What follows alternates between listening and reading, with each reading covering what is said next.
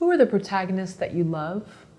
What do you love to write in terms of whether it's comedy, but what type of protagonist? I definitely like a protagonist who is able to maintain a sense of humor no matter what is going on.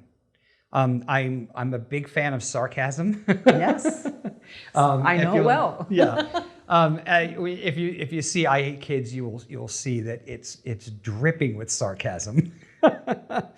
And that's just because I think that comes from the influences that I had growing up, at least for comedy. My biggest influences were the Marx Brothers, Bugs Bunny, and Faulty Towers. And if you look at any one of those three things, you will see that even the Bugs Bunny cartoons, there's a lot of sarcasm going on there. And so for me, that's the really fun stuff to write. When a character can just snap back a sarcastic line at somebody, I love the process of coming up with what that retort is going to be. That's fun. That's the fun part of it all.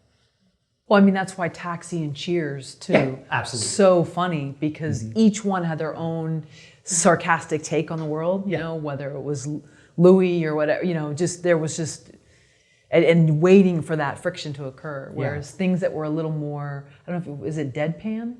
Yeah. Okay, then maybe less so. And I think sarcasm is an acceptable way of communicating more on the East Coast. Maybe I'm wrong?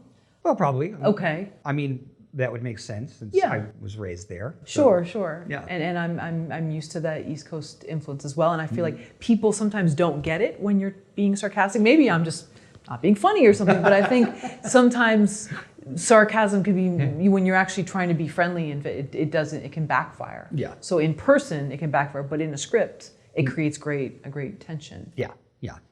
And it especially provides it's an open gate for humor.